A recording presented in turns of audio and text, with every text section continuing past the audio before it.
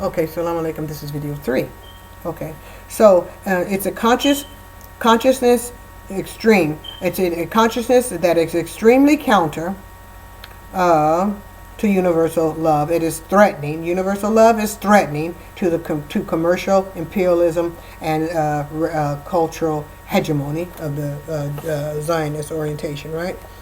It is to be considered unholy, universal love, to the fascist theocratic corporate agenda. The embodiment that represents the egalitarian theocratic system, okay, consciousness of love, is to be philanthropic, is to be male, is to be with the red lips, is to be with the white skin and the blue eyes, right? All recessive human genetic markings, okay? Which we all could, if we were all born with recessive genetic markings, which we all have recessive and dominant genetic markings. If we were born with completely recessive genetic markings, we'd be blonde hair, blue eyes, and red, well, can't say the red lips, okay? Okay, but we all have the white skin, okay? But like some of our European brothers and sisters, we have the brown hair, the brown skin, the brown eyes, and we have, as they would say, the olive skin, right? Which is a tint of the hue, okay? Okay. So that's what's to represent the commercial imperial inclination, okay? It is to be conserved, and that will protect the corporate crest. And they want to keep it that way, right?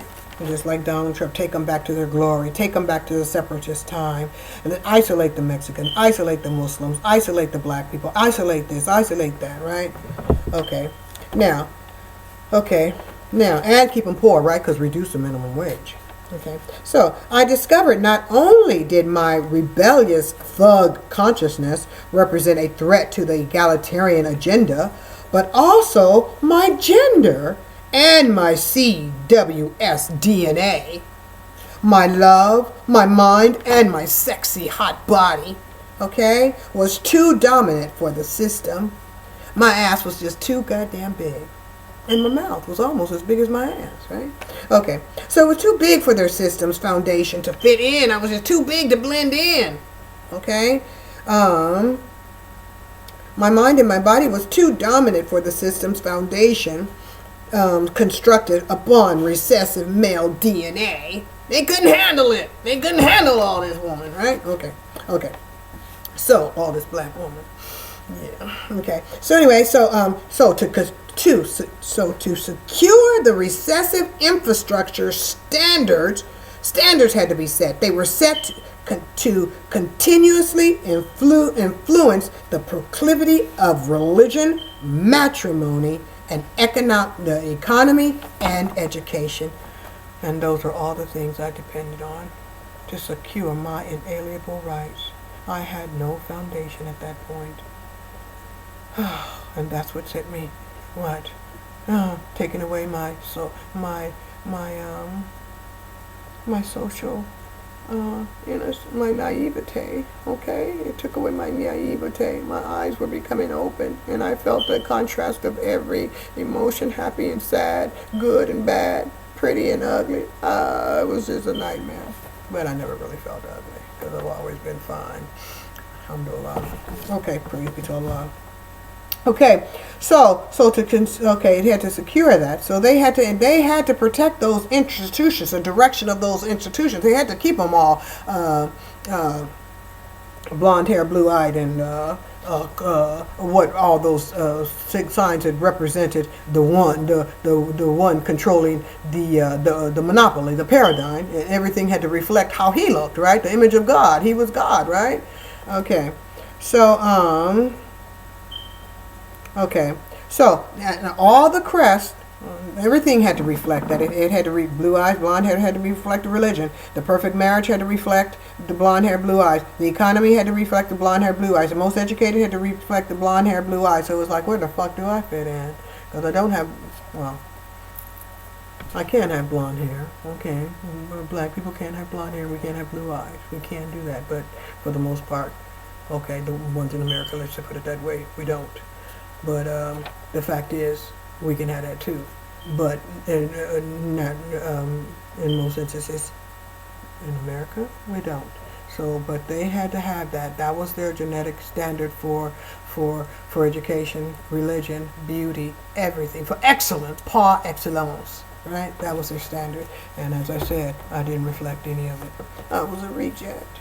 But that's okay. Anyway, so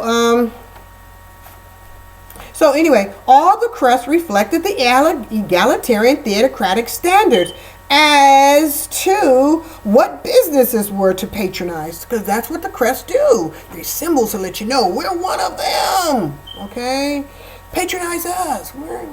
We support the system. We don't support the Negro. We don't support the Mexican, the wet bag. We don't support the chink. We don't support the towel-head Arab. We don't support none of that. Nah, we're supremacists over here. We support imperialism. We support colonialism. We support democracy. And we're going to export it. Through the bomb, okay? Through the depleted uranium nuclear weaponry, okay? And what is that? Cruise missiles and all that now, okay? Okay. Now, so they told them what business. The crest led them to direction. It was to give them direction. Who to buy from. Where to spend their dollars. Okay? Who to patronize. Who was to be employed. It told them who to employ. Those symbols, those systems, okay? Those crests. And in the autocratic brotherhood. It was autocratic supremacist brotherhood. Okay? It told them who was to be expatriated and borderline or unemployed. On the high and placed on the high risk jagged edges down, and it told them it did this down to it gave them direction down to what kind of woman was to be loved, and lo and behold, it wasn't me. It wasn't women that looked like me, even as beautiful and sexy and hot and as I am. I wasn't supposed to be loved, you know. No matter how I hurt, fuck that shit. I ain't supposed to be loved. Okay, so you gotta love yourself. Okay. Now, so I was borderline to the edge of the cliffs, non-different than Aborigines were. Everything abided religiously by the theocratic master's code of arms, or their crest, as administrated by the negative temple of Media Babel. My repulsive mug may as well been hanging in the post office as one of the egalitarian, most unwanted female infidels. Okay? Struggling to psychologically survive life hanging on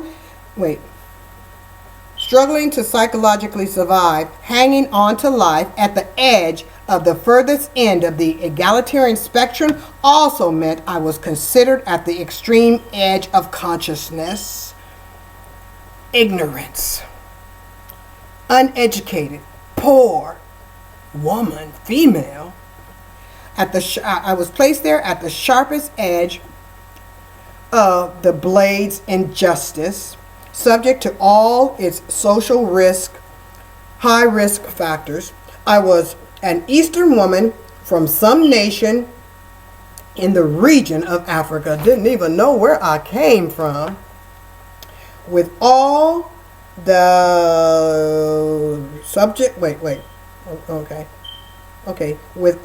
an insufficient amount of practical knowledge, schooling. I was uneducated. I was ignorant. Okay, I was lacking in their reading, their writing, and arithmetic skills. I was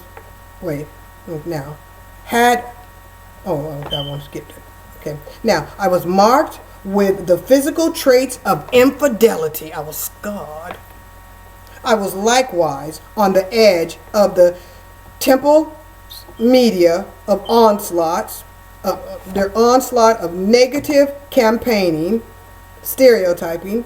There, I was pushed, and it was placed there to push my mind, my consciousness, over onto the tip of the heart-piercing rocks on the bottom, and falling into where I was to fall into the cow patties. Okay, without understanding it all, and I wasn't even to understand what the hell was going on. Without understanding it all, okay, It was hard to remain positively connected spiritually without some intoxicating nerve agent or addiction to ease my bothered soul. Yet, alhamdulillah subhanahu wa ta'ala, I have and I had. While being consciously awakened and mentally defragged from the fascist consciousness, I was in spiritual torment. I had to constantly call to mind the spiritual strength of the prophets, what they had to endure to survive mentally positive without going mad. I knew death in the physical world was nothing, but death of my soul was everything. I could not fit the ready-to-wear custom fit roles, none of them. I did not fit the sacred fuzzy slipper mindset of passive wife or mother either. My mouth was just too big. I talked back, I argued, I was crazy, I was stupid, I was dumb, I was ugly, I was fat. I was all that the misogynists say that a bitch is, right? That's what they said. But hey, a woman, that name, they've been calling women bitches since the beginning of time, right? It really means shit, but that's what they're calling her, devil, right? Because it really means shit. If you be shit, that's what it means, okay? If you put the wording, the alphabets, the letters, and rearrange them. So they're calling a woman shit, right? And by calling her bitch, be shit. And they're calling her the devil, what the devil really is. So it's the devil. But the point is, it's been around for years, been calling women for that for years. So that goes to show you the level of intelligence of the misogynist system is all they can come up with, bitch. Okay, it's like the caveman saying, every time he get mad at his wife, I mean, after thousands of years, it should be, recognized that they don't have a proper, the misogynist does not have a proper vocabulary when he begins to grunt and try to convey his madness, right? Spew his madness. Okay, so I was comfortable with the word bitch. Okay. Anyway, I just threw it behind my back and went on. Okay, but anyway, so I didn't fit that role either. I didn't fit the sacred fuzzy slipper mindset of a passive wife or mother. My mouth was just too big when I faced injustice. I spoke out about it, and okay, so don't like it. Okay, so I was unfit, conscious. I was unfit, unconscious material, ignorant material, unconscious material. Okay, right? I spoke out loud, rebuking the absolute self-righteous claim of a patriarchal system. I said, I am somebody. I am somebody. That wasn't what I was supposed to say. I wasn't supposed to say those things. God dang it! I was supposed to say, I am nobody. And I don't even know if I'm saying that correct. Right? Yeah, I was supposed to just be dumb and blend in. Like I was supposed to act like I rode the retarded bus. And that's not to say anything about people who are mentally challenged. It's just to demonstrate that they expect people to conduct themselves in a manner which is demeaning, degrading to themselves, right? So I apologize for saying retarded, but they wanted me to appear as if I had some type of mental impairment, right? Okay, so that's commercial imperialism, right? I'm supposed to go, yes sir, yes sir, yes sir, yes ma'am, yes sir, yes sir. I'm supposed to talk like that, right? And every time I see somebody, still to this day, right? Because I'm supposed to be a Negro, I'm supposed to be a nigga, right? Okay, now, so I spoke against the felonious male dominance, the power and authority extended to him, that he says was extended him by God, okay? And and its egalitarian corporate board. I detested it. I protested. Okay? I refuse to allow any man or system of man to dictate and establish the conditions of my life by which I was to live my life and arrange every aspect of my home. My consciously organize the mind of the children, program their mind to be befitting to that imperial system, right? Okay. So I was supposed to procreate little niggas, right? Okay, because I'm a pickaninny, right? I'm a little nigrous pickaninny, and I was supposed to procreate little nigrous pickaninny or nigger boys, right? Or what do they call them in Africa? Kaffir boys, right? Okay, because my melanin is supposed to make me retarded, right? Okay, so I denied surrendering my freedom of mind to act upon, and I acted upon my own inspiration, divine inspiration. Why? Because alhamdulillah subhanahu wa ta'ala, I can. Okay, so next we do before. Okay, I acted upon my own consciousness, which did not award me any peace prize, although the consolation I did receive was more egalitarian stigmatism borrowed from the negative temple of media babble, because women like me were supposed to be beautiful, black women like me were supposed to be loudmouth, masculine, too dominant, trying to overtake the man in the house, and I wasn't submissive enough. I just was not submissive enough. God damn it. God damn it, I wasn't submissive enough. Shit, motherfucker, shit.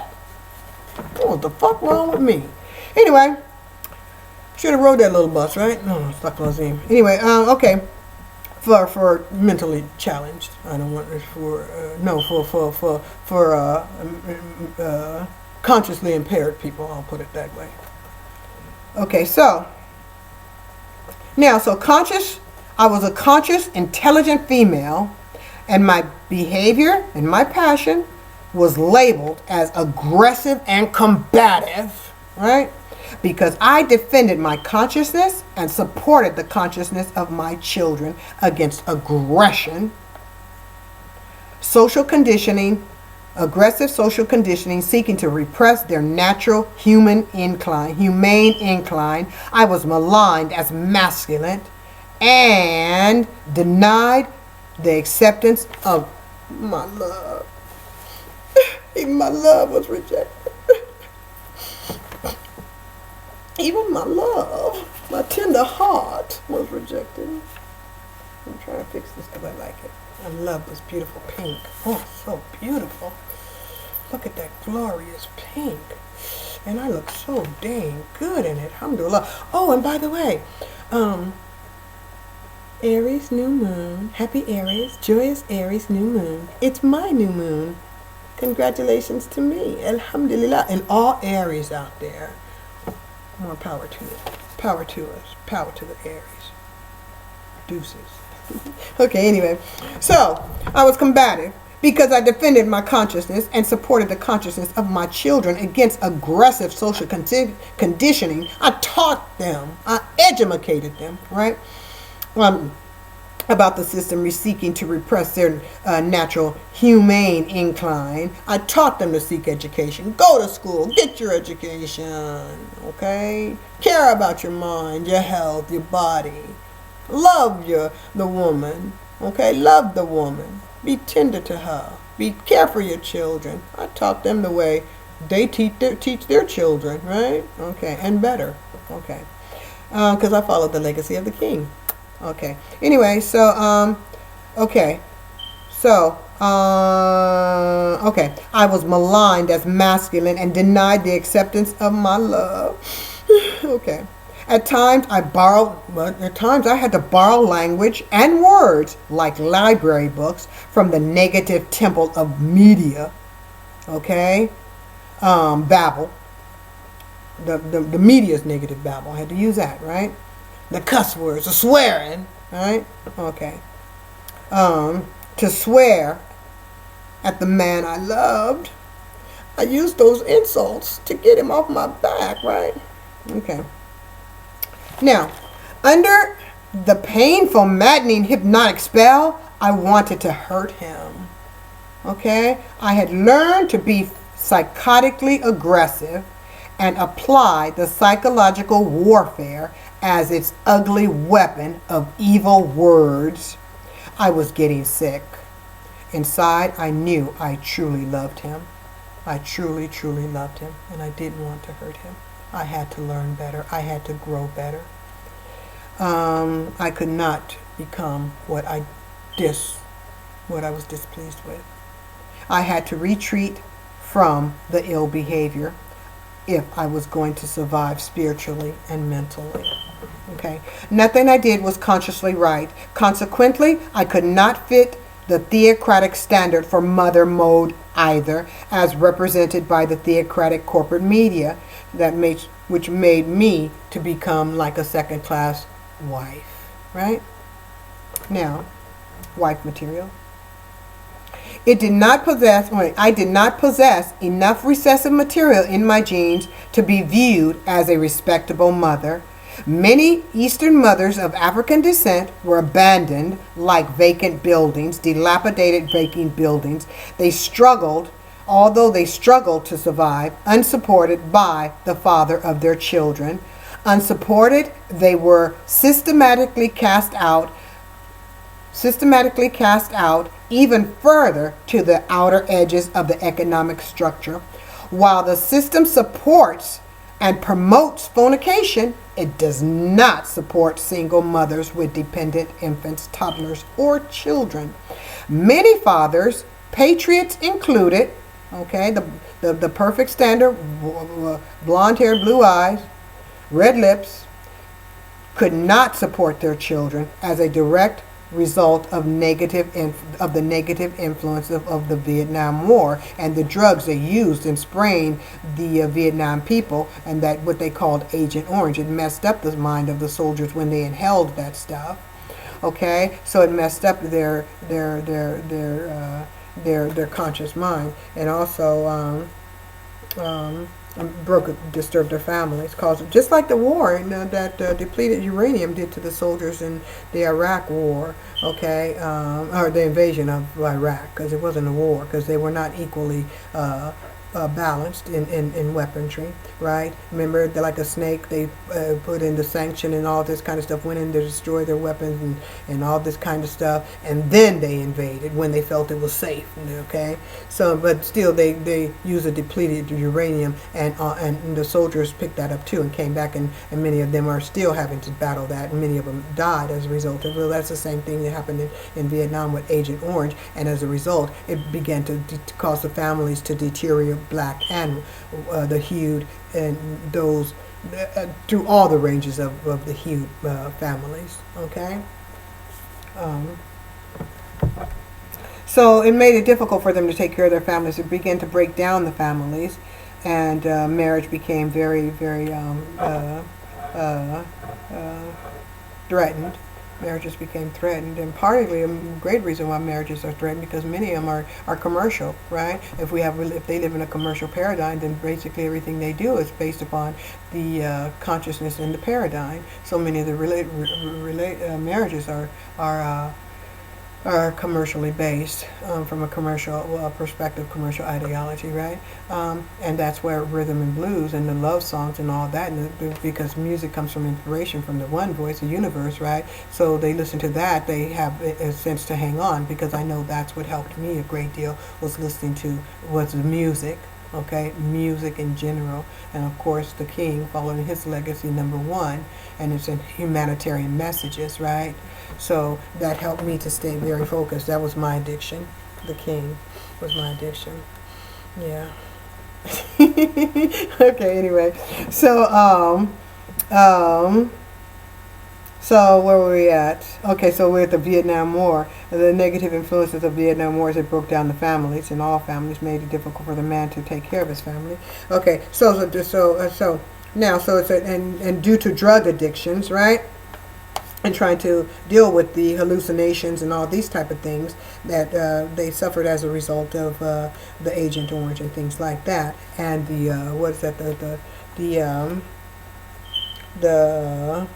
illusions, what do they call it? They have the Vietnam War syndrome, just like Gulf War syndrome, right? Okay, I'm trying to deal with that. Okay, so okay, and many abandoned their families and unable to support their families as a direct result of the economic assault on the families from all ranges of the humanity, right? And especially those from the CWS coastal regions of Africa. On Africa in general, right?